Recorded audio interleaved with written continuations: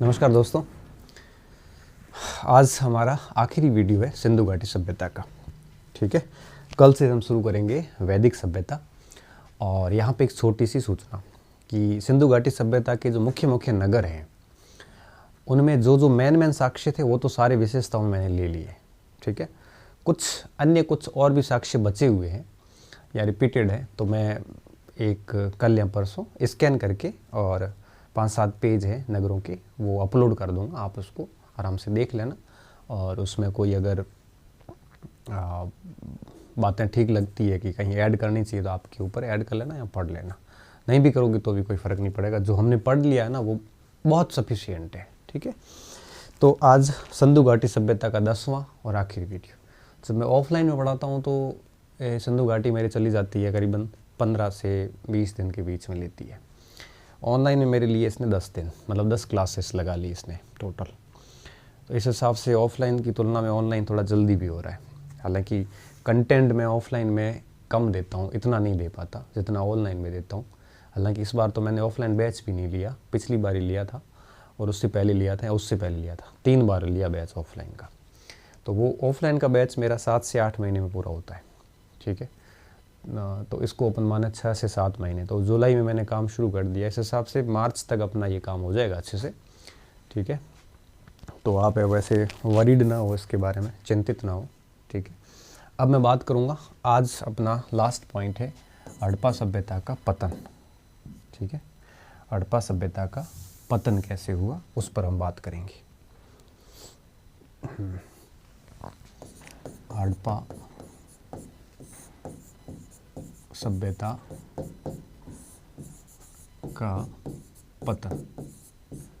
ठीक है, decline of Harappan civilisation.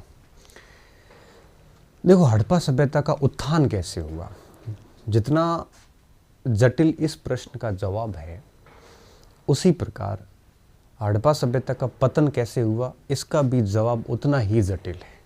तो जब जवाब जटिल होते हैं तो कई सारे विद्वानों के मत आ जाते हैं। कोई कहेगा कि इसका पतन इस प्रकार से हुआ, कोई कहेगा कि किस प्रकार से हुआ। तो बहुत सारे मत आए यहाँ पे।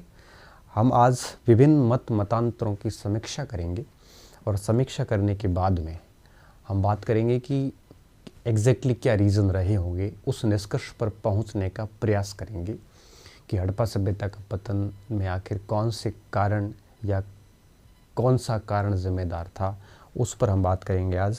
हमारे एग्ज़ाम के पॉइंट ऑफ व्यू से कुछ सामान्य सवाल बनते हैं, जैसे आता है कि बाढ़ से पतन का किसने कहा, या सवाल आता है कि आर्यों ने आक्रमण करके पतन किया, ये किसने कहा, या आता है कि जलवायु परिवर्तन का पतन का किसने कहा, या आता है कि किसने कहा था कि व्यापारिक कार्य नष्ट हो गए थे, व्यापार हड़प्पा सभ्यता का व्यापार कमज़ोर हो गया था, उसकी वजह से सभ्यता नष्ट हो गई। या आता है कि किसने कहा था कि भूभौतिकीय परिवर्तनों के कारण हड़प्पा सभ्यता नष्ट हो गई।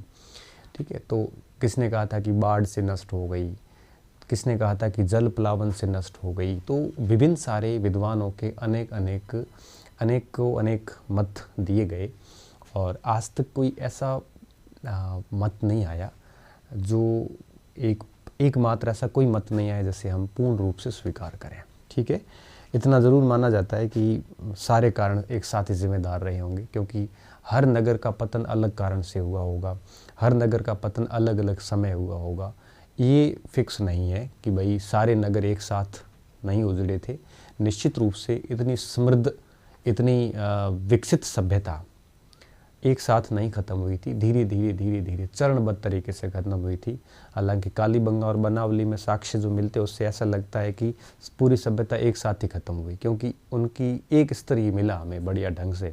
हालांकि अब तो वहाँ पर भी कई सारे स्तर मिल रहे हैं। तो कहने का सीधा सा मतलब है यहाँ पे कि हड़प्पा सभ्यता के पतन के बारे में मोस्टली जो मेन बातें हैं उस पर हम आज बात करने वाले हैं। काफ़ी महत्वपूर्ण प्रश्न एक से यहाँ बनता है, सम्मिलित करो में जनरली यहाँ पे सवाल आता है। ठीक है, तो सबसे पहली बात कि हड़प्पा सभ्यता के पतन की अगर अपन बात करें तो विभिन्न नगरों का जो पतन है, विभिन्न नगरों का पतन भिन्न कालों में हुआ है। विभिन्न नगरों के पतन का काल भिन्न भिन्न रहा है। पहली तो बात आपको ये ध्यान रखनी है, काल भिन्न भिन्न रहा है, काल भिन्न रहा है। ऐसा नहीं है कि ये बात मैं इसलिए लिखवा रहा हूँ, कई बार ये सवाल आता है परीक्षा में कि हड़प्पा के सभी नगर एक साथ उजड़े थे। नहीं, एक साथ नहीं उजड़े थे, कई बाद में उजड़े, कई पहले उजड़े, तो पतन हो गया था। ठीक है, तो पहली बात तो आपको ये ध्यान रखनी है कि काल भिन्न रहा है। दूसरी चीज़ आपको ये भी ध्यान रखनी है कि नगरों का काल भिन्न रहा, नगरों के पतन का काल भिन्न रहा, तथा कुछ नगर जो है वो आपके कुछ नगर अकस्मात ही उजड़ गए। अकस्मात उजड़े, अकस्मात का मतलब होता है कि वहाँ पर हमें एक ही स्तर पर पूरा नगर मिला है, बाकी नए स्तर नहीं मिले। इस हिसाब से ऐसे लगता है कि एक साथ ही उजड़ गया होगा, वापस यहाँ पे कोई बसा नहीं। कुछ नगर धीरे धीरे उजड़े हैं, मतलब एक स्तर मिला, फिर दूसरा स्तर मिला, मतलब हमें पुराने से लेके नवीनतम सारे प्रमाण मिले हैं। तब हम लगता है कि काफ़ी समय या काफ़ी लोग यहाँ पे बसे होंगे, बाद में भी बस्तियाँ बसी होगी, ऐसा लगता है। कुछ नगर अकस्मात उजड़े थे, जैसे बनावली, कालीबंगा, ऐसे। ये एग्जाम्पल बहुत है, एग्जस्टिंग ऐसी लिस्ट कोई फिक्स नहीं है कि इतने ये दो ही है, बहुत सारे और भी हैं।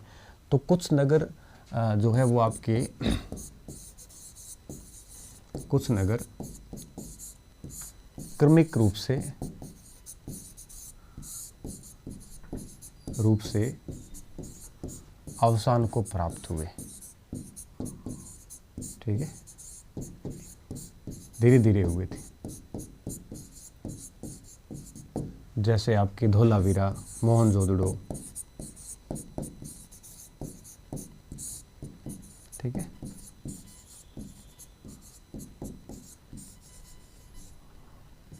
मोहनजोदड़ो। तो ये कुछ ऐसे पॉइंट्स हैं जो हमें बेसिकली ध्यान रखने हैं। बाकी नगरों के पतन के जो कारण रहे हैं विद्यार्थियों, ये कारण भी फिक्स नहीं रहे हैं, तो पतन के भी भिन्न भिन्न कारण रहे हैं। पतन के भिन्न भिन्न कारण रहे, भिन्न भिन्न कारण रहे।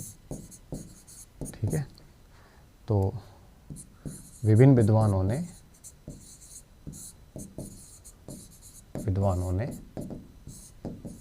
भिन्न भिन्न मत दिए हैं। ठीक है, अब हमें क्या करना है, हमें विभिन्न मतांतरों का एक टाइप से आप कह सकते हो कि परीक्षण करना है कि बेसिकली क्या एक प्रकार से कारण रहा होगा। तो काल भिन्न रहा है, पहली चीज़। दूसरी बात, कुछ अकस्मात हुए हैं, तो कुछ क्रमिक रूप से भी ख़त्म हुए हैं। ठीक है, और पतन के कारण भी भिन्न भिन्न रहे हैं। कुछ पतन के कारण समान रहे हैं, जैसे मोहनजोदड़ो, लोथल, भगत राव, इनके बारे में कहा जाता है कि बाढ़ से पतन हुआ होगा। कुछ का कारण अलग रहे हैं। तो कहने का मतलब है कि ये 3-4 बिंदु आपको वो प्रश्न सही करवाएंगे जो ऐसे डेस्क्रिप्टिव सवाल आते हैं ना कि कौन सा कथन हड़प्पा सभ्यता के पतन के बारे में सही है कि नहीं है, वो प्रश्न ये सही करवा देगा। और जब मुख्य परीक्षाओं में लिखते हैं तो भी ये हमें हेल्प कर लेता है कि हड़प्पा सभ्यता के पतन के बारे में लिखते हैं तो ये पृष्ठभूमि बन जाती है उसकी। ठीक है, अब अपन बात करते हैं एक एक बिंदु के बारे में कि सबसे पहला कारण बाढ़। सबसे पहला कारण कौन सा लेते हैं हम? बाढ़ ले लेते हैं।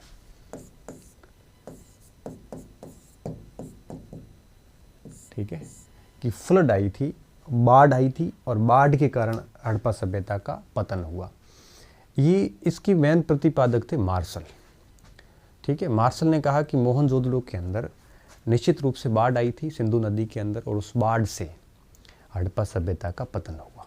ठीक है, फिर ऐसा राव ने भी कह दिया कि भाई लोथल भगत राव में भी कुछ ऐसा हुआ होगा, और भी कई सारे विद्वान थे। तो ऐसा राव मैके ने कह दिया चनुदड़ो में बाढ़ आई होगी, क्योंकि हड़प्पा कालीन अधिकांश नगर जो है वो आपके नगर जो थे वो आपके नदियों के किनारे पे थे। तो ऐसे अनुमान लगाए गए कि डेफिनेटली नदियों में बाढ़ की वजह से लोग वो स्थान छोड़ के चले गए होंगे और उन लोगों ने वो स्थान छोड़ दिए होंगे बाढ़ की वजह से और वो किसी दूसरे स्थान चले गए। कुछ विद्वान ये कहते हैं कि दक्षिणी भारत द्रविड़ की साइड आ गए थे, क्योंकि कई सारे लोगों ने ये भी कहा ना कि उनकी लिपि द्रविड़ जैसी थी, उनकी भाषा द्रविड़ियों से मिलती होगी। और बाकी आरपी चंदा वाला मत भी आपको याद होगा, ब्राहुई, द्रविड़ भाषा वगैरह। तो कई विद्वान ये मानते हैं कि हड़प्पा सभ्यता के लोग जो है, जब बाढ़ आई तो आधे ईरान साइड उस साइड चले गए और आधे लोग साउथ इंडिया आ गए, मतलब द्रविड़ियन क्षेत्र में आ गए, विंध्याचल को पार करके दक्षिण में आ गए। ऐसा मत आता है बाढ़ का, ठीक है। जब खुदाई करी है इन्होंने तो इस प्रकार का पहला प्रमाण मिलता है बाढ़ का। तो बाढ़ में आपको क्या चीज़ें ध्यान रखनी है? पहली चीज़ तो ये कि ये मत था मार्शल का। मैके और SR राव ने इस मत का समर्थन किया और यह है सबसे सर्वमान्य मत, ठीक है। आज भी इस मत को सबसे प्रमुख माना जाता है, हालांकि किसी भी और मत को भी इग्नोर नहीं किया जाता, लेकिन जब सबसे प्रमुख मतों की बात आती है तो बाढ़ वाले मत को सबसे प्रमुख रूप से मान्यता दी जाती है, ठीक है। तो देखिए आप, बाढ़ के अंदर हम समझते हैं कि ये मत किसने दिया और किस किस के संबंध में ये मत आया था। सबसे पहला मार्शल ने कहा कि मोहनजोदड़ो में बाढ़ आई थी, ठीक है, मोहनजोदड़ो में आई थी और इसने कहा था कि 7 स्तरों की खोज हुई है, तो यहाँ पर एक नहीं बल्कि 7 बार बाढ़ आई होगी, ठीक है, 7 बार बाढ़ आई होगी। ये बात मार्शल कहते हैं। तो इस मत के प्रतिपादक भी मार्शल ही थे। प्रतिपादक कौन थे? मार्शल। पहली चीज़ तो ये, ठीक है। उसके बाद में जब मार्शल ने ये बात प्रतिपादित की तो इसके साथ साथ कुछ अन्य विद्वानों ने भी इसके संबंध में बात करी, जैसे SR राव। SR राव ने क्या कहा कि लोथल भी भोगवा नदी की बाढ़ में आया होगा और भगत राव भी किम नदी का शिकार बना होगा, ठीक है, किम सागर के पास में ही है भगत राव। तो लोथल और भगत राव में बाढ़ की बात किसने करी? ये करी SR राव ने, ठीक है। अब जब SR राव ने और मार्शल ने बात करी तो इसके साथ साथ में आपके चुनुदड़ो का मैके ने बोल दिया। अर्नेस्ट मैके ने क्या बोला कि चुनुदड़ो में भी बाढ़ आई होगी, ठीक है, चुनुदड़ो में भी बाढ़ आई होगी, ऐसा अर्नेस्ट मैके बोलते हैं। तो कुल मिला के इन 3 लोगों ने इस मत को दिया था। तो इस आधार पर हम ये कहते हैं, और इन्होंने काफ़ी अच्छे प्रमाण भी थे इनके पास में, तो यह कैसा मत है? ये सर्वमान्य मत है, ठीक है। कैसा मत माना जाता है? ये सर्वमान्य मत माना जाता है, मतलब इसको सभी लोग स्वीकार करते हैं, ठीक है। लेकिन इस मत की सबसे बड़ी कमी ये है कि हर स्थान के संदर्भ में ये लागू नहीं होता। ये केवल आपके कुछ मेन स्थानों से ही लागू होता है। जैसे कालीबंगा है, तो कालीबंगा के आसपास इतनी ऐसी कोई नदी है नहीं, जैसे हालांकि घग्गर, हकड़ा, सरस्वती क्षेत्र तो है, लेकिन ऐसी कोई नदी नहीं है कि यहाँ पे कोई बाढ़ आ सके, ठीक है ना। तो उसके संबंध में ये बात फिट नहीं बैठ रही है।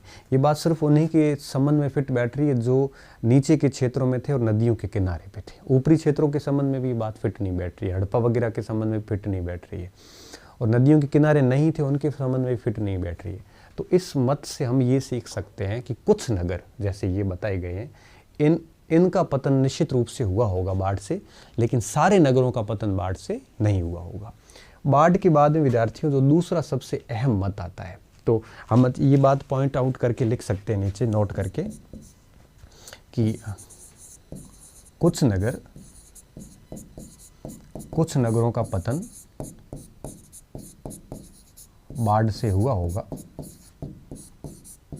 बाढ़ से हुआ होगा, जो कि ऊपर लिखे हुए, मगर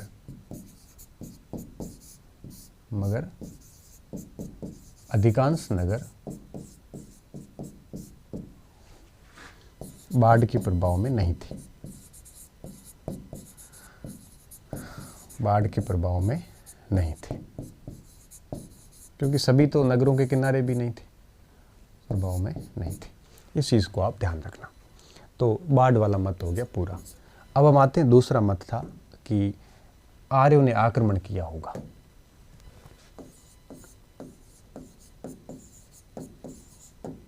आर्यों के आक्रमण से। अब इस मत की प्रतिपादक जो है, जैसे आरपी चंदा थे और गॉर्डन चाइल्ड थे, मार्टिन व्हीलर थे, इन लोगों ने यही बात करी है, यहाँ पे पिगट थे, इन्होंने कहा था कि आर्य लोग बाहर से आए थे और आर्य लोगों ने हड़प्पा सभ्यता के जो शांति प्रिय लोग थे, आर्य लोगों को तो इन्होंने लड़ाकू बताया है। इन्होंने कहा कि आर्य लोग युद्ध प्रिय थे, हड़प्पा के लोग शांति प्रिय थे। तो हड़प्पा के लोग शांति प्रिय तरीके से रह रहे थे और आर्य बाहर से आए थे। सभी ने बताया, आर्य, किसी ने कहा है कि आर्य उत्तरी ध्रुव से आए थे, तिलक ने बोला, किसी ने कहा जर्मनी से आए थे, किसी ने कहा यूरोप से आए थे। बहुत सारे मत है, अपन वैदिक सभ्यता में पढ़ेंगे। तो इन्होंने कहा कि आर्य बाहर से आए थे और घोड़ों पे चढ़ के आए थे, क्योंकि हड़प्पा सभ्यता के लोग घोड़ों से परिचित नहीं थे, ऐसा इन्होंने बताया है। और घोड़ों पे चढ़ के आए थे और इन्होंने यहाँ पर आकर हड़प्पा सभ्यता के लोगों को मारा, पीटा और सभ्यता को ख़त्म किया और उसके स्थान पे वैदिक सभ्यता बसा दी। यहाँ पे क्या व्हीलर थोड़े झूठे पड़ जाते हैं। क्यों? क्योंकि व्हीलर ने एक जगह तो ये भी कहा है कि हड़प्पा सभ्यता जो है, व्हीलर आगे अपन झूठा करेंगे इसको, वहाँ पे वैदिक सभ्यता में उनकी उत्पत्ति के संबंध में बात करेंगे, तो कई जगह पे कॉन्ट्राडिक्शन भी आ जाते हैं यहाँ पे। तो इस मत के विद्वान ये कहते हैं कि वैदिक आर्यों ने हड़प्पा सभ्यता को नष्ट किया। व्हीलर इसलिए भी झूठे पड़ते हैं कि व्हीलर का जब हड़प्पा सभ्यता की उत्पत्ति की बात आई थी, वहाँ के स्टेटमेंट में यहाँ के स्टेटमेंट में काफ़ी एक प्रकार से कॉन्ट्राडिक्शन आ जाते हैं। यहाँ पे इन्होंने तथ्य क्या दिए आर्यों के आक्रमण के। इन्होंने कहा कि इंद्र को पुरंदर सिर्फ इसलिए कहा जाता है कि उन्होंने किलों को तोड़ा था, पुर यानी किले। तो इन्होंने कहा कि हड़प्पा सभ्यता के अंदर कई सारे पुर थे, क्योंकि हर नगर के अंदर किला क्षेत्र, गढ़ी क्षेत्र था और नगर क्षेत्र था, जो पश्चिम वाला गढ़ी क्षेत्र। इन सबको, इनकी दीवारें तोड़ी थी इसने, इन किलों को नष्ट किया था, इसलिए इंद्र की उपाधि पुरंदर के रूप में दी गई। इन्होंने ये भी कहा कि सेमेंट्री एच इलाका जो है, सेमेंट्री एच इलाका क्या, मैं आगे बताता हूँ। इस इलाके में करीबन 42 कंकाल मिले हैं। 37 तो अभी भारत में हैं, 5 पाकिस्तान में हैं। इन 42 कंकाल इसीलिए मिले हैं कि इंद्र ने इनको युद्ध में पराजित किया था, ये लोग मारे गए। तो 42 ऐसे कंकाल तंत्र मिलना, इंद्र के नाम पुरंदर होना, और ऋग्वेद के अंदर कई सारे किलों के प्रकार भी लिखे हैं, तो और हरियूपिया नामक स्थान पे एक युद्ध भी होना। तो ऐसे कुछ 4 प्रमाण दिए इन्होंने। उन 4 प्रमाणों के बेस पे इन्होंने कहा है कि आर्यों ने हड़प्पा सभ्यता को नष्ट किया होगा, उसके बाद हड़प्पा सभ्यता नष्ट होगी और आर्य सभ्यता शुरू होगी। ये मत इन्होंने यहाँ पे दिया, लेकिन इसका खंडन किया गया। खंडन इस बात के लिए किया गया कि जो 42 नर कंकाल मिले हैं इनको, उन 42 नर कंकाल में से केवल एक ही नर कंकाल ऐसा जिसके ऊपर घाव है, बाकी सारे किसी घाव से नहीं बल्कि किसी पैंडेमिक या यूँ कहिए कि किसी महामारी से मरे हैं, ऐसा कैनेडी ने, डेल्स ने कहा था। उन्होंने इस मत का पूरा खंडन किया है, क्योंकि आप इस अगर युद्ध होते तो 37 लोग ही नहीं मरते, एक व्यक्ति नहीं मरता घाव से, युद्ध होते तो ऐसे हजारों लोग मारे जाते। तो ये कथन जो है वो बिना साक्ष्यों के, बिना प्रमाणों के एक प्रकार से थोप दिया गया। हम उसको पढ़ रहे हैं तो इसके ऊपर, इसके संबंध में यही कहा जाता है कि ये बिल्कुल भी ठीक नहीं, एक भी नगर ऐसा नहीं होगा जहाँ पर आर्यों का आक्रमण हो। इवन हड़प्पा सभ्यता के 200 साल 300 साल बाद वैदिक आर्य सभ्यता स्थापित होती है। तो हड़प्पा सभ्यता खत्म हुई, उसके 200-300 साल बाद ये सभ्यताएं शुरू होती है, तो इनका टाइम पीरियड भी मैच नहीं करता। तो ये जो मत है, ये इस मत में कोई दम नहीं है, लेकिन हमें परीक्षा के एंगल से ध्यान रखना पड़ेगा। ठीक है, तो इसमें हम क्या देखेंगे, सबसे पहले देखेंगे इसके प्रतिपादक कौन थे। तो इस मत के प्रतिपादक कौन, ठीक है। अगर अपन प्रतिपादकों की बात करेंगे तो प्रतिपादकों में आरपी चंदा का नाम आता सबसे पहले। ठीक है, सर्वप्रथम इसी ने इस मत का प्रतिपादन किया। उसके बाद में जो दूसरा नाम आता है गॉर्डन चाइल्ड का आता है, गॉर्डन चाइल्ड, ये वही है नगरीकरण वाला। ठीक है, 1934 का इसका सिद्धांत था। उसके बाद में नाम आता है मार्टिन व्हीलर का। ठीक है, मार्टिन व्हीलर, ये थोड़ा सा 2 साल एक बाद है इसके। ठीक है, 46 का। और स्टुअर्ट पिगट ने भी इसके बारे में कहा था। ये इसके समर्थक थे और ये लोग है वो इस मत के पक्ष में थे। ठीक है, स्टुअर्ट पिगट। तो कहने का मतलब है कि इन 4 लोगों ने इसका कंप्लीटली समर्थन किया था। ठीक है, इन 4 लोगों ने इसका प्रतिपादन किया था। प्रतिपादन एक ने किया, बाकी तीनों ने समर्थन किया था। एक तो बात होगी ये। अब हम बात देखते हैं आगे कि इन्होंने अपने पक्ष में साक्ष्य क्या दिए, समर्थन में साक्ष्य, क्योंकि बिना साक्ष्यों के इतिहास काम करता नहीं है। इन्होंने साक्ष्य क्या दिए। अब देखो, साक्ष्य देने में व्हीलर सबसे अग्रिम पंक्ति में था। ये साक्ष्य मोस्टली व्हीलर ने दिए थे।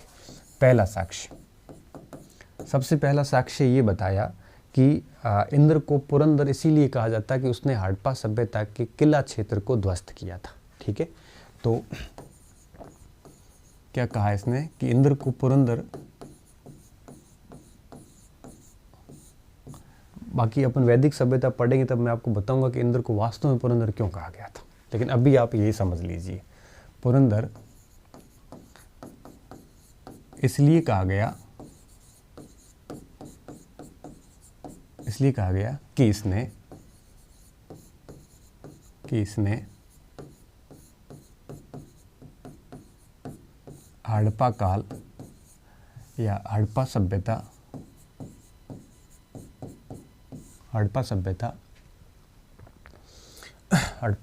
के गढ़ी क्षेत्र या उसको अपुर कह सकते हो, किला कह सकते हो, गढ़ी क्षेत्र का संहार किया था।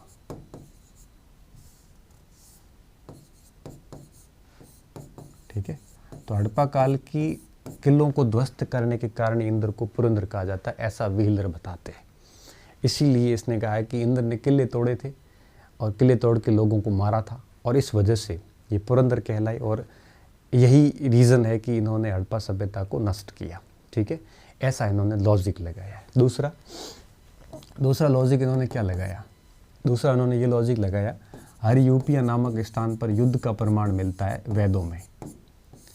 हरियूपिया युद्ध का प्रमाण वेदों में मिलता है, वेदों में। तो व्हीलर क्या कहते हैं, व्हीलर हरियूपिया की तुलना हड़प्पा से करते हैं। व्हीलर के अनुसार हरियूपिया क्या है, हड़प्पा है। हरियूपिया हड़प्पा को कहा जाता होगा। मतलब कुछ भी करके इस बंदे को सेट करना था कि आर्यों ने ही नष्ट किया है। ठीक है, क्योंकि हड़प्पा सभ्यता इतनी विकसित और इतनी कैसे होगी, ये कभी भी पाश्चात्य संस्कृति को अच्छा नहीं लगा कि भारत में ऐसी डेवलप कैसे हो सकती है। इन्होंने हर संभव प्रयास किया हड़प्पा सभ्यता को नीचा दिखाने का, क्योंकि खोज तो कर ली, लेकिन कुछ विद्वान ऐसे थे जो नहीं चाहते थे कि दुनिया की प्राचीन सभ्यता बनने का गौरव सिंधु घाटी सभ्यता को हो। इसलिए उन्होंने हर संभव यही प्रयास किया।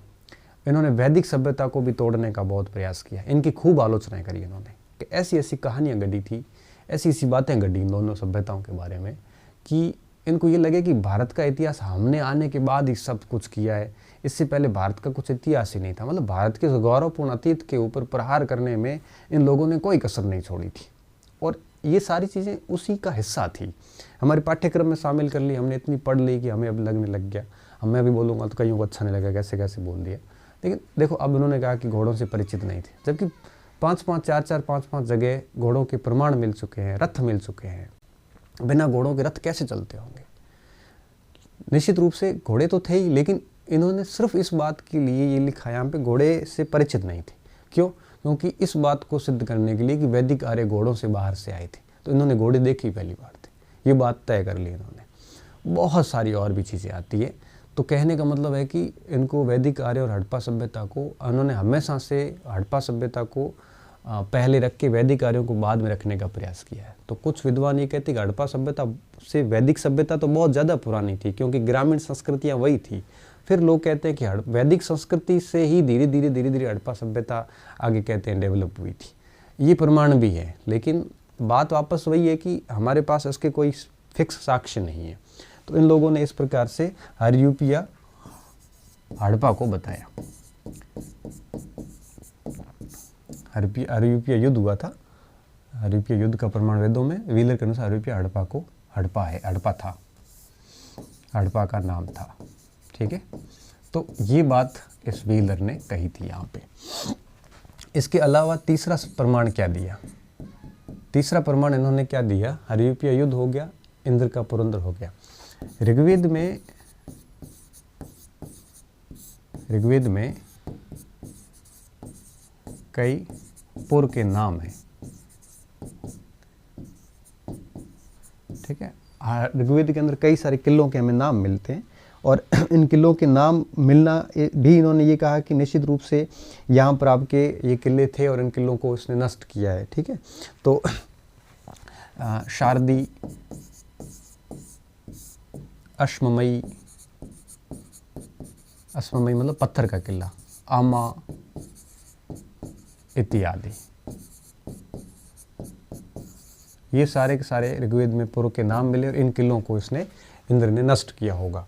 और चौथा साक्ष्य क्या दिया है? चौथा साक्ष्य दिया है कि सेमेंट्री एच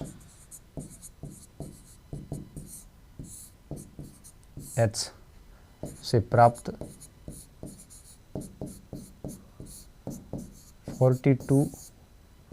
37 भारत में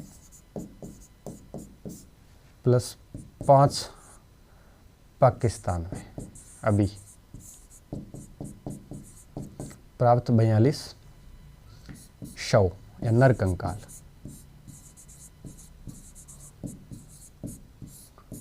नर कंकाल युद्ध का प्रमाण है। बस व्हीलर को कैसे भी करके इन सभी को ये सेट करना था कि इनके बीच में युद्ध हुआ था, प्रमाण था।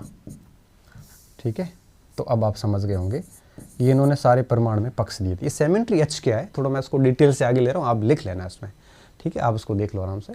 तो प्रतिपादक कौन थे और समर्थन में इन्होंने ये सारे साक्ष्य दिए थे। ठीक है, कि भाई युद्ध हुआ होगा और युद्ध में निश्चित रूप से 42 लोग मरे और वो कंकाल हमारे को प्राप्त हुए। इस बात से इन्होंने ये एक साक्ष्य बताया इसका। ठीक है, अब हम देखते हैं थोड़ा सा कि ये सेमेंट्री एच का मैटर क्या है। ये आप मैप देख पा रहे होंगे। इस मैप को अगर आप थोड़ा सा गौर से देखोगे तो ये स्वात एरिया है यहाँ पे। ठीक है, ये स्वात एरिया है और नीचे ये एरिया है हड़प्पा का। इसमें कुछ मोहनजोदड़ो के स्थान भी आ जाते हैं, कुछ आपके उत्तर प्रदेश का पूर्वी इलाका भी आ जाता है। ठीक है, तो हड़प्पा, मोहनजोदड़ो और उत्तर प्रदेश के पूर्वी इलाका, यहाँ पे कुछ विशेष प्रकार की कब्रें हमें मिली है। ठीक है, इस जो विशेष प्रकार की कब्रें मिली उनमें इस प्रकार के कंकाल तंत्र मिले। ठीक है, ये कंकाल तंत्र मिले। टोटल ऐसे कितने मिले? 42 कंकाल तंत्र मिले। ठीक है, तो मैं इस पे आऊँ उससे पहले वापस मैं इस पे ले जा रहा हूँ आपको। तो देखो सेमेंट्री एच क्या है। सेमेंट्री का मतलब होता है कब्रगाह। और एच क्यों कहा गया? क्योंकि पहली कब्रगाह इस प्रकार की जो मिली वो मिली हड़प्पा से। ठीक है, पहली कब्रगाह कहाँ से मिली थी? हड़प्पा से। तो सेमेंट्री एच हड़प्पा में है और इसके आधार पे ऐसी की ऐसी कब्रें कई और स्थानों से भी मिली। तब इस पूरे क्षेत्र को सेमेंट्री एच संस्कृति नाम दिया गया। ध्यान से समझना, सेमेंट्री एच ये कहाँ पे है? हड़प्पा से प्राप्त एक कब्र,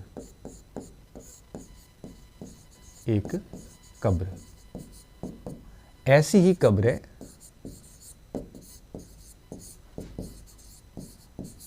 कब्रें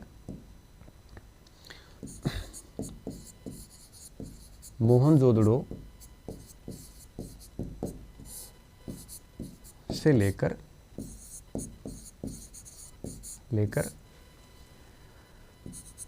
पश्चिमी उत्तर प्रदेश व स्वात क्षेत्र तक प्राप्त हुई है।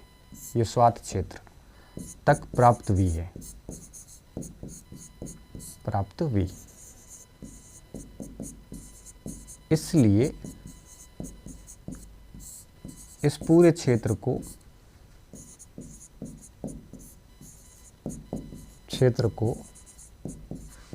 सेमेंट्री एच संस्कृति कहा जाता है। सेमेंट्री एच संस्कृति कहा जाता है।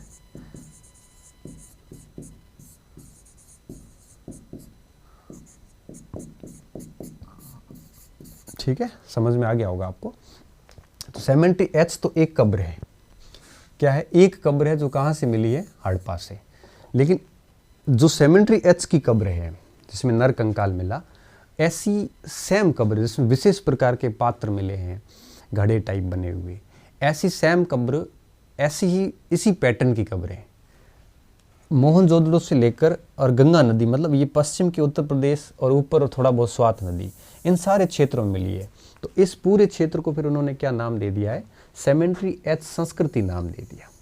ठीक है, सेमेंट्री एच संस्कृति नाम दे दिया।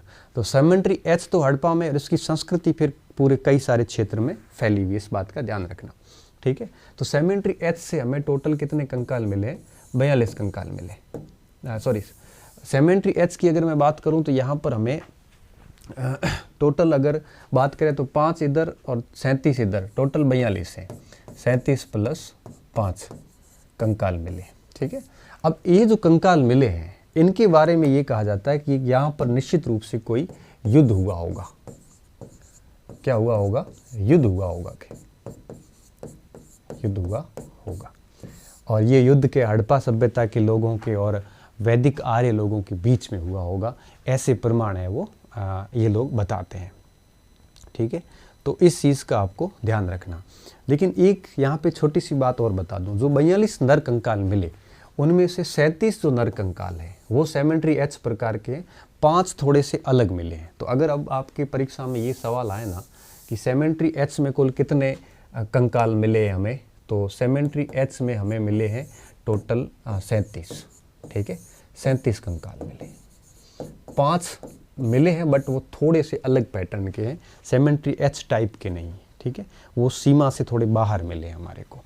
तो टोटल 37 कंकाल प्राप्त हुए। और ये जो कंकाल है, इन कंकालों की अगर मैं बात करूं तो ये सारे के सारे मोहनजोदड़ो में है। ठीक है, कहाँ पे, मोहनजोदड़ो के अंदर ये सारे के सारे कंकाल है। और इन कंकालों के बारे में इन्होंने, इन कंकालों से ही इन्होंने क्या किया है कि बता दिया गया कि भाई ये सारे के सारे एक प्रकार से युद्ध के परिणाम स्वरूप हुए थे। मोहनजोदड़ो से टोटल तो 42 कंकाल मिले हैं, लिख लिया ना हमने। हाँ, टोटल कितने मिले हैं सेमेंट्री एच से, एक मिनट, हमने यहाँ पे ऐसे यहाँ पे ये लिख लिया ना, तो रुको मैं इसको अभी एडिट कर देता हूँ। एक मिनट, हो,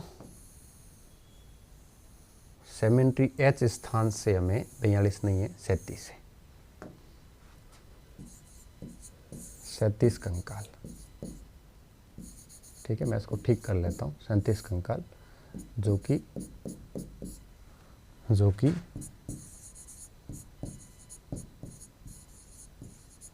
मोहनजोदड़ो क्षेत्र से मिले, जो कि क्षेत्र से मिले। इसके अलावा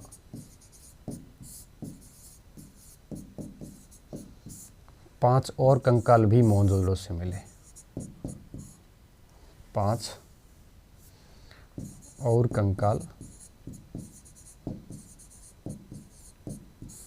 भी मोहनजोदड़ो से मिले।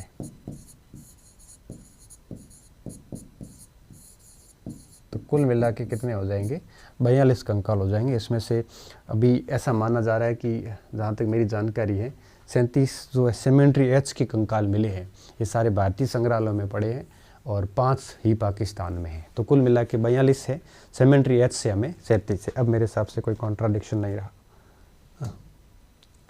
क्या हो गया, अब मेरे हिसाब से कोई कॉन्ट्राडिक्शन नहीं रहा होगा। ठीक है, मोहनजोदड़ो से सेमेंट्री एच क्षेत्र से प्राप्त हुए।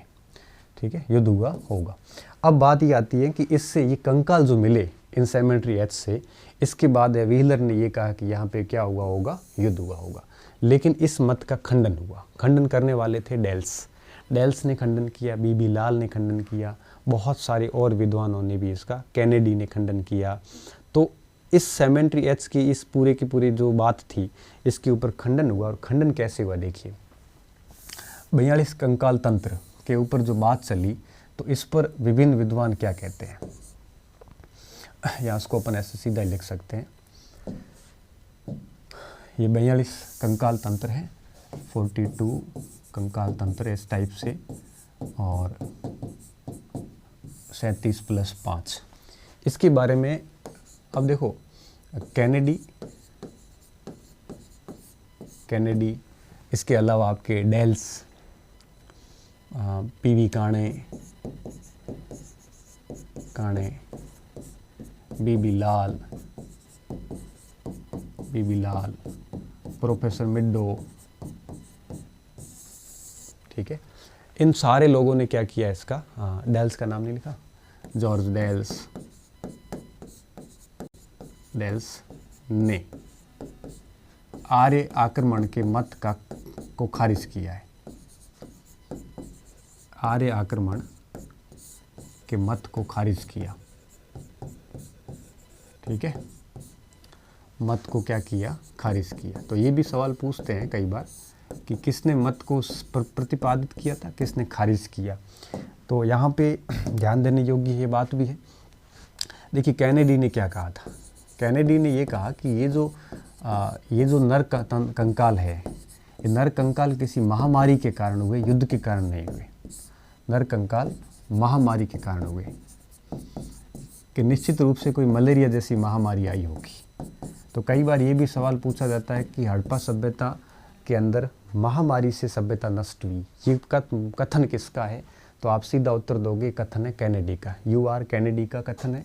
और इन्होंने कहा था कि महामारी की वजह से सभ्यता नष्ट हो भी सकती है, क्योंकि जैसे अभी कोविड आया, कोविड ने जिस हिसाब से मारना शुरू किया था, अगर मेडिकल डिपार्टमेंट, प्रशासन वगैरह ये सारी अवेयरनेस वगैरह ये सारा सिस्टम अगर नहीं होता, ये सारा पूरा मैकेनिज्म नहीं होता, तो निश्चित रूप से एक के बाद सारे मर जाते, करोड़ों लोग मारे जा सकते थे। और हो सकता है कि किसी महामारी से ये लोग ऐसे मरे हो। तो महामारी से सभ्यता के नष्ट होने की बात कौन करता है? कैनेडी करता है। कैनेडी ने कहा कि नर कंकाल महामारी के कारण है, न कि युद्ध के कारण है, न कि युद्ध के कारण, ठीक है। तो ये खंडन में भी आ गया और एक नया कारण भी मिल गया हमारे को, ठीक है, पहली चीज़। तो दूसरी बात ये कि जो डेल्स है, रोमिला थापर भी इस मत में पहले तो समर्थन में थी, लेकिन बाद में विपरीत हुए, इसके खिलाफ हुई। रोमिला थापर ने कहा कि एक व्यक्ति के घाव है,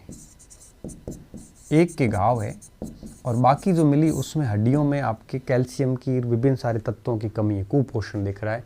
ऐसे लग रहा है कि एनीमिया वगैरह रोग से मरे होंगे, एनीमिया रोग से मरे होंगे, रोग से मृत्यु हुई होगी।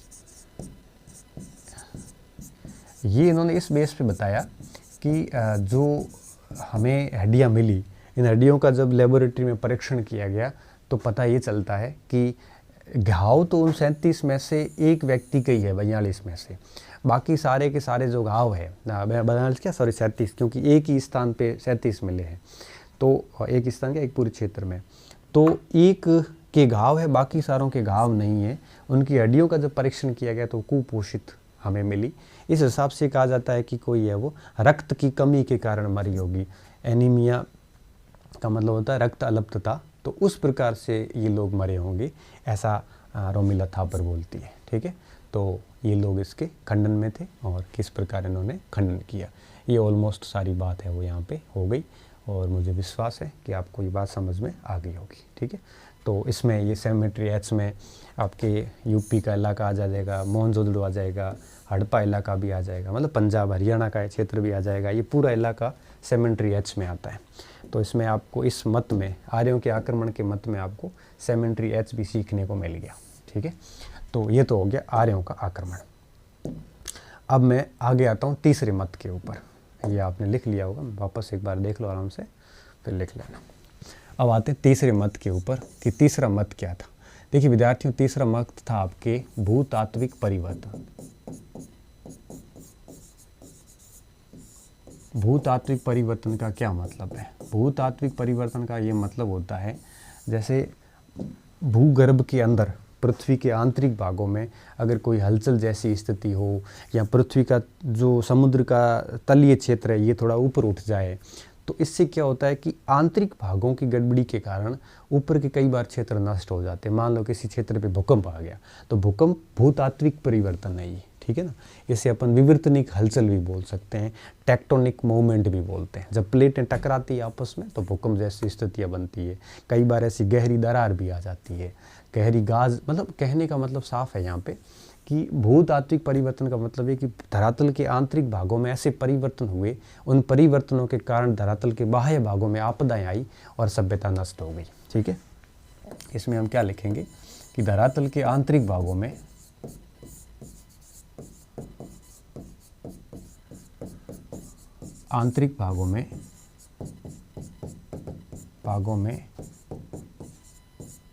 आए परिवर्तनों के परिणाम स्वरूप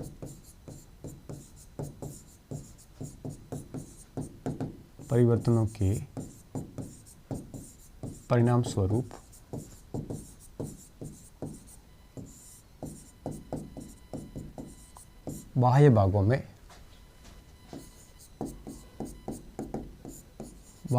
में प्राकृतिक आपदाएं आई,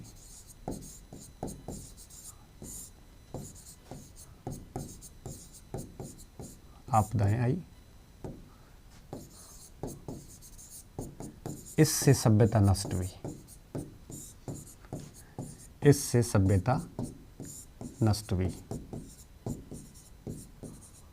ठीक है, अब ये जो मत था, ये मत सिर्फ एक ही बात कह रहा है कि धरातल के आंतरिक भागों में जो परिवर्तन आए उसके कारण, जैसे मान लो कि एक भूकंप का मत आता है। भूकंप के मत में ये कहा जाता है कि भूकंप के कारण चट्टानों में मोड़ आ गया, इससे कई ऐसे भूतात्विक परिवर्तन, इस भूकंप जैसी घटनाओं से बांध बन गए, प्राकृतिक बांध आज भी बन जाते हैं। ये बात बिल्कुल सही है। बांध बनने से क्या हुआ कि कहते हैं कि सिंधु नदी का पानी सागरों तक पहुंचा ही नहीं, और ये बांध के कारण हड़प्पा क्षेत्र, जो मोहनजोदड़ो क्षेत्र था, पूरा का पूरा एक विशाल झील में कन्वर्ट हो गया था। और यहाँ से लोग सारे गए वो एक प्रकार से निकलने शुरू हो गए, कुछ मर गए, कुछ निकल गए यहाँ से। इसके कारण सभ्यता नष्ट हुई है। तो ये एक भूतात्विक परिवर्तन का सिद्धांत है। ये सिद्धांत है साहनी ने दिया था पहली बार। किसने दिया? ये दिया M.R. साहनी द्वारा प्रतिपादित।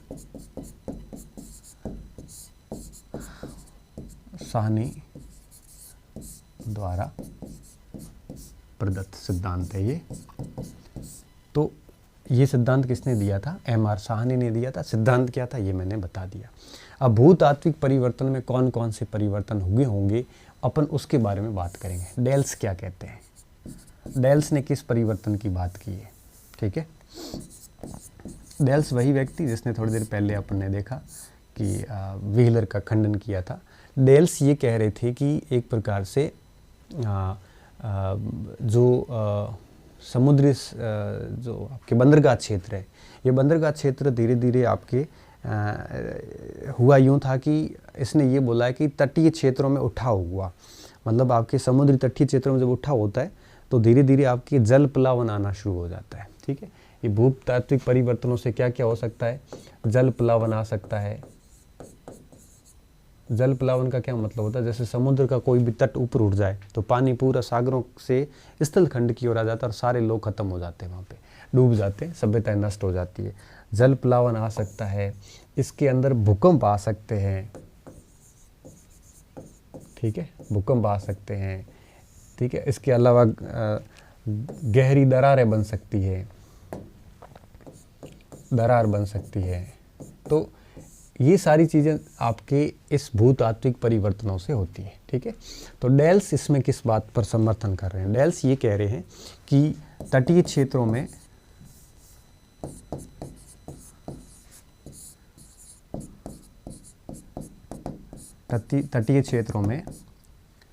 उठाव हुआ, उठाव। ठीक है, अब जैसे तटीय क्षेत्रों में अगर उठाव होता है तो निश्चित रूप से पानी जो है वो चारों तरफ फैल जाएगा, और अगर जल चारों तरफ फैलेगा तो डेफिनेटली क्या होगा, तो आपकी उस क्षेत्र में जल प्लावन है वो आ जाता है। तो जल तटीय क्षेत्रों में उठाव हुआ, इसके साथ साथ आपके हवाओं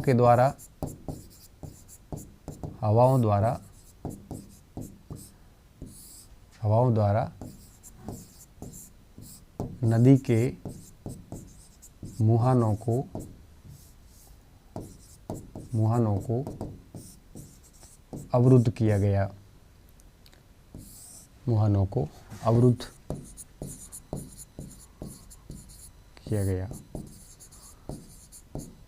ठीक है, नदी के मुहाने भी अगर अवरुद्ध होते हैं तो भी निश्चित रूप से पानी है वो चारों तरफ फैल जाता है, क्योंकि जैसे नदी का मुहाना अगर रुक जाता है, मुहाना मतलब जहाँ से नदी सागरों में गिरती है, तो नदी का पानी अगर प्रॉपर रूप से सागरों में नहीं जा पाएगा तो नदी का पानी फैल जाएगा, वो बाढ़ का कारण बनती है।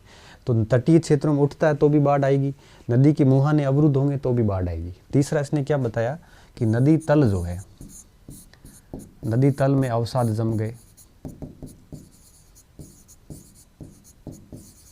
अवसाद जम गए। तो नदी तल में अगर सेडिमेंट्स जम जाते हैं तो नदी का तल भी ऊपर उठ जाता है, और नदी का तल अगर ऊपर उठेगा तो भी पानी फैलेगा। तो उक्त कारणों से क्या होता है, उक्त कारणों से जल प्लावन हुआ, उक्त कारणों के जल प्लावन से, जल प्लावन से, उक्त कारणों के जल प्लावन से कई बंदरगाह नगर, बंदरगाह नगर जैसे सुतका गैंडोर,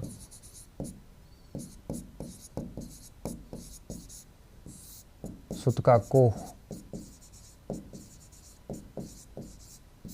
बलूचिस्तान, सॉरी ये सब बलूचिस्तान में ही है, बालाकोट,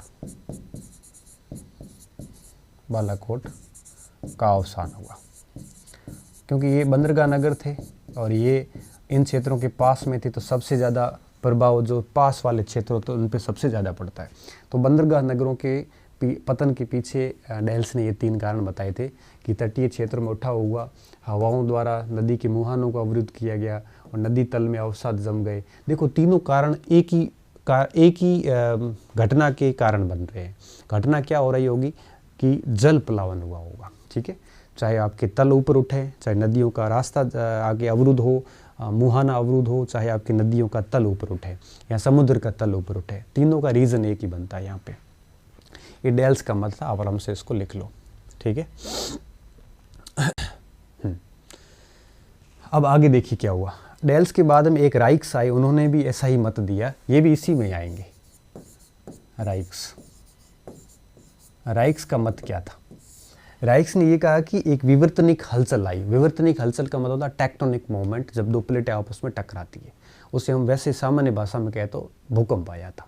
और उसने क्या बोला है, राइक्स ने ये कहा कि सहवान क्षेत्र है यहाँ पे मोहनजोदड़ो के पास में। कौन सा? सहवान क्षेत्र है, और इस सहवान क्षेत्र के पास में, सहवान कहाँ पे है? मोहनजोदड़ो।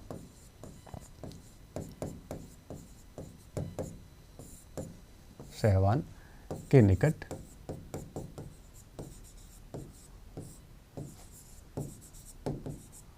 भूकंप केंद्र रहा होगा, या आप इसको कह दो विवर्तनिक हलचल।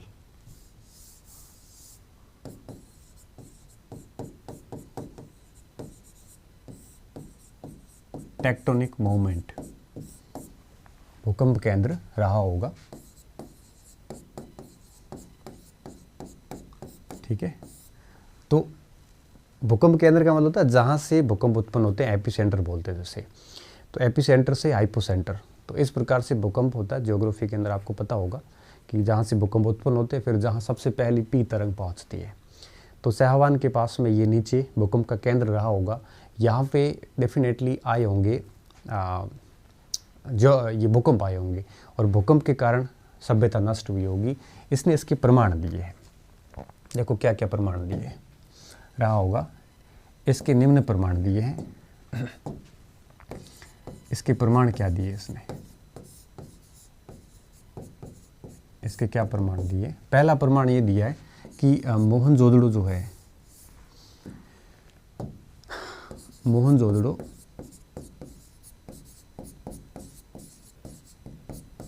व कालीबंगा से अब कई सारी फोल्डेड रॉक्स मिली है। मतलब फोल्डेड रॉक्स का मतलब अपन कह सकते हैं उसको ऐसी चट्टानें जो आपके जिसमें वलय हो। वलय का मतलब आपके जब कोई दो चट्टानें अपन आगे ऐसे भिड़ाते हैं ना तो उनके बीच में ऐसे घुमावदार एक प्रकार से आ जाता है, ऐसे वलय बोलते हैं, फोल्ड बोलते हैं, वलित बोलते हैं जैसे। तो कई सारी वलित चट्टानें यहाँ मिली है, डेफिनेटली यहाँ पे भूकंप आया होगा। तो भूकंप का साक्ष्य होता है फोल्डेड रॉक्स या वलित चट्टानें। तो यहाँ पे कई सारी वलित चट्टानें मिली है। मोहनजोदड़ो व कालीबंगा से वलित चट्टानें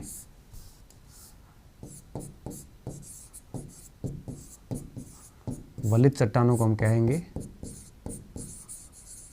फोल्डेड रॉक्स, चट्टानें प्राप्त होना।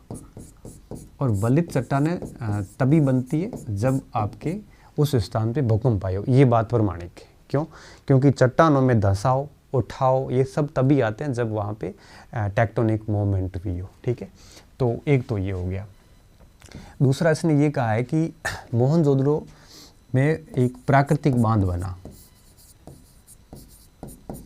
क्योंकि कई बार क्या होता है भूकंप आता है तो कुछ क्षेत्र ऊपर उठ जाते हैं, कुछ क्षेत्र दब जाते हैं। जब पी तरंग आती है तो पी तरंग इस टाइप से, पी तो क्या नॉर्मल होती, सॉरी पी एस आती है, वो पूरी पृथ्वी को ऊपर नीचे कर लेती है। और पी एस के बाद में एक आर वेव भी आती है, रे वेव जिसे बोलते हैं। हालांकि एक तो धरातलीय एल वेव होती है, एल वेव में बहुत ज़्यादा नुकसान होता है। और चौथी एक वेव और आती है जो ज्योग्राफी में जनरली पढ़ाई नहीं जाती। ज्योग्राफी में भूकंप की 3 ही तरंगें बताई जाती है, प्राइमरी, सेकेंडरी एंड एक आती है लव वेव जैसे अपन धरातलीय बोलते हैं, लॉन्ग वेव बोलते हैं। एक चौथी रे वेव और आती है जिसमें पूरी पृथ्वी ऐसे घूम जाती है। तो जब भी भूकंप की क्रियाएं होती है तो क्या होता है कुछ क्षेत्र ऊपर उठ जाते हैं, कुछ क्षेत्र दब जाते हैं। इससे एक नेचुरल डैम बन जाता है, बांध बन जाता है। ठीक है ना। तो मोहनजोदड़ो में प्राकृतिक बांध बन गया। ठीक है, प्राकृतिक बांध बन गया। इसके कारण सिंधु नदी का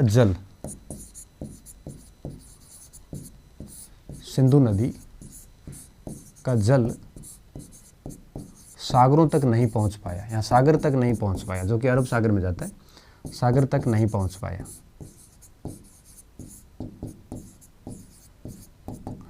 पाया,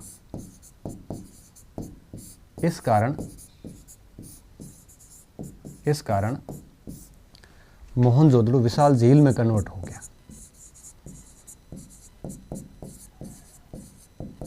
मोहनजोदड़ो विशाल झील में कन्वर्ट हुआ। ठीक है, कन्वर्ट हुआ। और विशाल झील बनेगी तो डेफिनेटली आप समझ सकते हो कि वो पूरा क्षेत्र नष्ट हो गया होगा। ठीक है, तो ये राइक्स ने ऐसा कुछ मत है वो हमारे को एक प्रकार से दिया है। फिर राइक्स ने कहा कि ये ऐसा मैं किस बेस पे कह रहा हूँ। उसने कहा कि जो हड़प्पा सभ्यता, मोहनजोदड़ो की जो दीवार है, बाहरी दीवार, जिससे अपन कहा था सुरक्षा प्राचीर से आज भी कहते हैं कि हमें है वो उस पानी के जो भी अवशिष्ट होते हैं, जो सेडिमेंट्स होते हैं, जैसे अपन कह सकते हो आप जल के जो अवसाद, क्या कीचड़ जैसे बोल सकते हो, उस कीचड़ के प्रमाण आज भी कहते हैं कि राइक्स ने लिखा है कि हमें है वो मोहनजोदड़ो की सुरक्षा प्राचीर से प्राप्त होते हैं। ठीक है, तो कीचड़ के रूप में अवशेष जिसके तब्दील हुआ, जिसके कीचड़ के अवशेष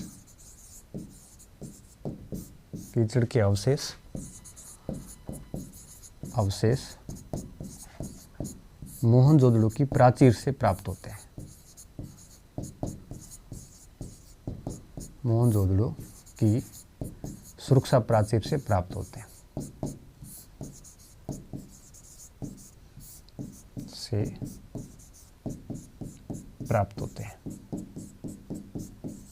ठीक है, ये राइक्स का मत था जिसने भूकंप का ये पूरा सिस्टम दिया। तो डेल्स, राइक्स, साहनी, ये 3 लोग थे जिन्होंने ये पूरा जल प्लावन और भूकंप की बात की थी। और ये मत सबसे पहले किसने प्रतिपादित किया था? M.R. साहनी ने ये मत है वो प्रतिपादित किया था। आगे देखिए सबसे एक इंटरेस्टिंग बात, और इस मत का जो खंडन किया, इस मत का खंडन किसने किया? इस मत का खंडन किया है आपके H.T. लैम्ब्रिक्स ने। मत का खंडन H.T. लैम्ब्रिक ने किया। ठीक है, ध्यान रखना, लैम्ब्रिक आगे नया मत देंगे। लैम्ब्रिक कहेंगे कि रद्दियों ने अपना रास्ता बदल दिया था, उसकी वजह से सिंधु घाटी सभ्यता का पतन हुआ। ये लैम्ब्रिक का मत था। लैम्ब्रिक ने राइक्स को एक प्रकार से ठीक नहीं बताया था। तो ये बात हो गई हमारे, तीसरा मत हो गया भूतात्विक परिवर्तन पूरा। अब हम आते हैं चौथे मत के ऊपर। चौथे में हम ऐसे कर सकते हैं, अन्य करके सब सारे लिख लेते हैं। अब ज़्यादा कुछ समझाने वाली बातें खत्म हो गई। अब लिखते हैं अन्य मत। अन्य मत, ठीक है। अन्य मत की अगर अपन बात करें तो फिर अब ये लैम्ब्रिक के, देमेत्री देव के और एल्ब्राइट के, डीपी अग्रवाल के, बीबी लाल के, ये सारे मत आ जाएंगे। अपन एक एक मत को लिख लेते हैं, ठीक है। चौथा मत, नदियों के, एक मिनट, नदियों के रास्ता, नदियों के रास्ते, नदियों के रास्ते बदलने के कारण, नदियों के रास्ते बदलने के कारण, बदलने के कारण हड़प्पा सभ्यता का पतन हुआ। इस मत में कौन कौन आता है? एक तो H.T. लैम्ब्रिक आ जाता है। कौन आ जाता है? लैम्ब्रिक। इसने कहा कि नदियों ने रास्ते बदल दिए। जब नदी रास्ता बदलती है तो एक क्षेत्र में बाढ़ आ जाती है, एक क्षेत्र में सूखा पड़ जाता है। दोनों क्षेत्र उठ जाते हैं, क्योंकि बाढ़ वाले मरेंगे, इससे अच्छा है वो भाग के चले जाते हैं, और सूखा पड़ा वो भी किसी स्थान पे चले जाते हैं। क्योंकि नदियाँ जब रास्ता बदलती है तो एक स्थान पे क्या आती है? बाढ़ आती है, और एक स्थान पे क्या होता है? सूखा पड़ जाता है। और दोनों स्थितियाँ खत्म करने के लिए पर्याप्त है, ठीक है। H.T. लैम्ब्रिक्स, माधव स्वरूप वत्स, M.H. वत्स, और डेल ने भी इस मत का समर्थन किया था। डेल्स ने यही कहा था कि भाई जो भी बंदरगाह नगर है, यहाँ पे नदियाँ का जल प्लावन हुआ था, और इस प्रकार से नदियों का पैंदा ऊपर उठने से नदियों ने अपना रास्ता थोड़ा थोड़ा बदल भी लिया था। तो जो डेल्स का मत है वो भूतात्विक परिवर्तन से भी संबंधित हो जाता है, और भूतात्विक परिवर्तनों के कारण नदियाँ भी अपना रास्ता बदल देती है। तो डेल्स को अपन दोनों में रख सकते हैं यहाँ पे, ठीक है। तो ये तीन लोग थे जिन्होंने इसका ये मत दिया कि नदियों के रास्ता बदलने के कारण ये सभ्यता नष्ट हुई है। और इन्होंने इसका जो एग्जाम्पल दिया वो दिया आपके मोहनजोदड़ो, और दिया इन्होंने हड़प्पा का, और तीसरा उदाहरण दिया इन्होंने कालीबंगा का, ठीक है। कि इन तीनों नगरों की तीनों नगर जो है इस नदियों के रास्ते बदलने के कारण, कि सिंधु के रास्ता बदलने के कारण, रावी के रास्ता बदलने के कारण, और घग्गर हकड़ा क्षेत्र या सरस्वती नदी क्षेत्र के इस पूरे क्षेत्र का रास्ता बदलने के कारण कालीबंगा नष्ट हुई, ऐसा ये विद्वान लोग कहते हैं, ठीक है। ये चौथा अन्य में आ जाएगा। फिर आता है पांचवें मत में जलवायु परिवर्तन, ठीक है। जलवायु परिवर्तन वाले क्या कहते हैं? ये कहते हैं कि क्लाइमेट चेंज हो गया, और क्लाइमेट चेंज होने के कारण, क्लाइमेट चेंज अभी जैसे चल ही रहा है ऐसे कि क्लाइमेट चेंज हुआ था उस समय भी। इसमें आपके बहुत सारे लोग आते हैं, जिसमें अगर मैं नाम लूँ कुछ तो बीबी लाल आता है, ऑरेल स्टाइन आता है, ठीक है, ऑरेल स्टाइन आ जाएगा। इसके अलावा इसमें आपके घोष, अमलानंद घोष आ जाता है, गुरदीप सिंह आ जाता है, ठीक है। ये सब लोग हैं वो आपके, ये सब लोग इसमें आ जाते हैं जिन्होंने ये सिद्धांत दिया था, ठीक है। तो ये जलवायु परिवर्तन वाले लोग थे। इन्होंने कहा था कि भाई इस प्रकार है वो, जब क्लाइमेट चेंज हुआ तो क्लाइमेट चेंज होने के कारण कई जगह पे बाढ़ के हालात हो गए, कई जगह पे टाइम बाढ़ आनी शुरू हो गई, कई जगह पे सूखा पड़ना शुरू हो गया, किसी जगह पे आपके अनाज का संकट आ गया। क्योंकि क्लाइमेट चेंज जैसे अभी आज अपन डर रहे हैं ना वर्तमान दुनिया में कि जलवायु परिवर्तन को नहीं रोका गया तो ये सृष्टि नष्ट हो जाएगी, तो ऐसी जलवायु परिवर्तन उस समय हुआ होगा, और जलवायु परिवर्तन के कारण पूरी सभ्यता नष्ट हुई होगी, ठीक है। तो क्लाइमेट चेंज के कारण क्या होता है, जैसे असमय बरसात आ जाती है, असमय बरसात आएगी तो खाद्यान्न संकट हो जाएंगे, कई बार क्या होता है कि क्लाइमेट चेंज के कारण ठंड बहुत ज़्यादा होती है, फसलें कई बार ख़राब हो जाती है, कई बार गर्मियाँ बहुत ज़्यादा होती है, तो वहाँ पे क्या अनाज संकट उत्पन्न होने के बहुत ज़्यादा चांसेस होते हैं। बाढ़ के चांसेस ज़्यादा होते हैं, सूखे के भी चांसेस होते हैं। और जलवायु परिवर्तन में सर्दियों गर्मियों का भी स्ट्रक्चर बदल जाता है, तो लोग क्या उस स्थान को छोड़ के अन्य स्थानों पर चले जाते हैं। ऐसी स्थिति में है वो। अभी तो क्या पता चल जाता है कि दुनिया पूरी में बदल रहा है, लेकिन उस समय इतना पता नहीं होता, उनको लगता था कि हमारे यहाँ पे ही हो रहा है, तो लोग चले जाते थे, उसके बाद सभ्यता नष्ट हो जाती थी। ठीक है, हम भी अपना घर छोड़ देते हैं ना, 2-4 महीने बाद उसमें दरारें आ जाती है। तो ये ऐसा इन्होंने अनुमान लगाया है, 5वां नंबर। अब आता हूँ मैं 6ठे नंबर पे, इकोलॉजिकल इम्बैलेंस, पारिस्थितिकी असंतुलन। इसका क्या मतलब है? पारिस्थितिकी असंतुलन का मतलब होता है इको सिस्टम में काम करता है, जिसमें प्राइमरी उपभोक्ता होता है, द्वितीयक उपभोक्ता होता है, तृतीयक उपभोक्ता होता है। शेर होता है, वो आता है आपके अम्ब्रेला स्पीसीज, जो सबसे ऊपर होता है। इसमें क्या होता है, सभी का अपना अपना बैलेंस होता है। अगर शेर खत्म हो जाएंगे ना, तो उसके नीचे जो शेर खाते हैं वो जानवर इतने बढ़ जाएंगे, ये जितने भी जानवर जो शेर खाता है वो जानवर बढ़ जाएंगे, तो वो जो जिनको खाते हैं उनकी संख्या कम हो जाएगी, उनकी संख्या कम होगी तो उसके जो नीचे उनकी संख्या बढ़ जाएगी। अगर ऐसा इम्बैलेंस हो जाता है तो निश्चित रूप से मनुष्य नहीं रह पाता।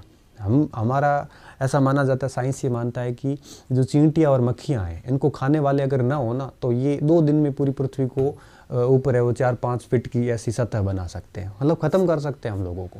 लेकिन इनको खाने वाले ऊपर है, और उनको खाने वाले हैं तो उनके ऊपर और कुछ है, तो ऐसा पूरा खाद्य श्रृंखला बनी हुई है, पूरी की पूरी खाद्य श्रृंखला है। ठीक है ना, सबसे ऊपर शेर आता है। अब अगर शेर मर गए पूरे, तो इनकी संख्या बढ़ जाएगी। अगर इनकी संख्या बढ़ेगी, इनकी संख्या घट जाएगी। अगर इनकी संख्या घट गई तो इनकी संख्या बढ़ जाएगी। और अगर ये चींटियाँ और ये बढ़ गए तो फिर हमारा जीना आराम कर देंगे। तो ये इकोलॉजिकल इम्बैलेंस बोलते हैं। तो इस इम्बैलेंस के कारण आपके इस पूरी सभ्यता का नष्ट हुआ। ऐसा फेयर सर्विस भी बोलते हैं, बीके थापर भी बोलते हैं ऐसा। ठीक है, फेयर सर्विस,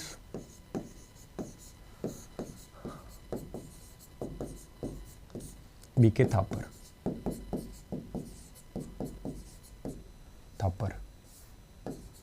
अरे वो रोमिला थापर है ना, ध्यान रखना, आगे अपन ने एक जगह थापर और लिख के छोड़ दिया है, ये रोमिला है ना। बीके थापर। फेयर सर्विस तो कहते हैं जनसंख्या का दबाव बढ़ गया परिस्थिति के अनुसार, इसके कारण। बात वापस वही आती है कि अगर पारिस्थितिकी के अनुसार ये होगा, इम्बैलेंस होगा, तो निश्चित रूप से पॉपुलेशन का दबाव जो है वो भी बढ़ जाता है।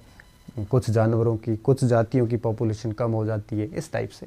तो थोड़ा सा हटके भी है। तो पारिस्थितिकी असंतुलन भी इस सभ्यता के पतन का कारण बताया जाता है। अब अगर आगे अपन और कुछ देखें तो 7वें नंबर पे आता है WF अल्ब्राइट।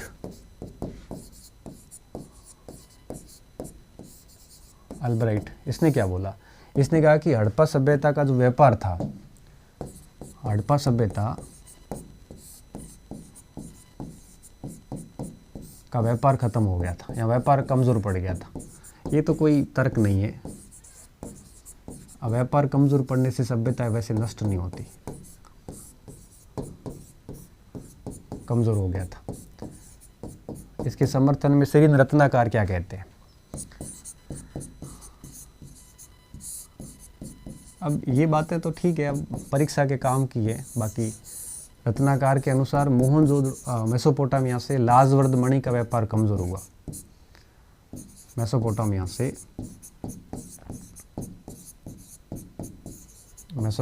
से लाजवर्द मणि का व्यापार कमज़ोर हो गया था। तो इससे कोई सभ्यता तो नष्ट नहीं होती। हाँ ठीक है, हमारे लिए एक परीक्षा में सवाल बढ़ा दिया, लाजवर्द मणि का व्यापार कम हुआ और इससे सभ्यता नष्ट हुई। आर्थिक तंगी भी होगी, आर्थिक तंगी भी तो ये लोग छोड़ के एक स्थान से दूसरे स्थान चले गए और उसकी वजह से कहते हैं कि ये सभ्यता नष्ट होगी। अल्ब्राइट और इन दोनों का मानना है।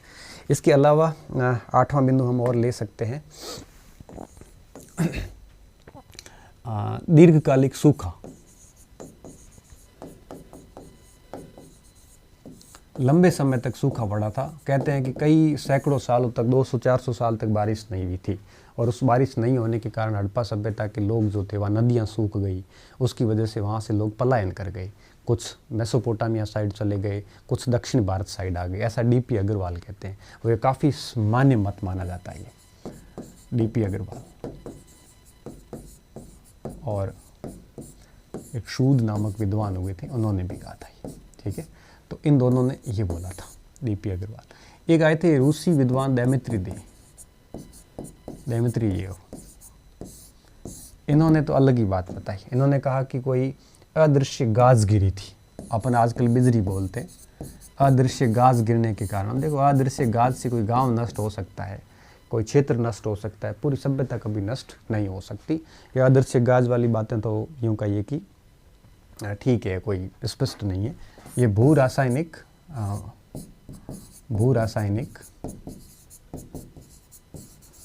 विस्फोट अदृश्य गाज के कारण हुआ, और ऐसे विस्फोट के कुछ प्रमाण इनको मोहनजोदड़ो से प्रमाण मिले। बस आप लोग ये तो खाली इतना याद रख लेना कि ये हमारे प्रश्निक बढ़ाई हैं और कुछ भी नहीं है। तो देमेत्रियेव ये रशियन था, और इन्होंने वो देमेत्रियेव ने ये सारी बातें करी थी, ठीक है। तो विदेशी व्यापार हो गया, और डीपी अग्रवाल का मत हो गया, और 9 मत हो गए हमारे पास में, ठीक है। देखता हूँ कोई बच गया हो तो। डीपी अग्रवाल हो गया, मध्यदेव हो गया, मध्यदेव तो क्या, देमेत्रियेव। अल्ब्राइट भी हमने ले लिया, है ना, अल्ब्राइट ले लिया। पारिस्थितिकी संतुलन, जलवायु परिवर्तन, नदियों का मार्ग हो गया, सारे मत हो गए, ठीक है विद्यार्थियों। ये था हमारा हड़प्पा सभ्यता, कंप्लीट हो जाती है। एक पीडीएफ दे दूंगा नगरों की, आप देख लेना आराम से। और अगली जो क्लास होगी वो होगी वैदिक सभ्यता की, ठीक है।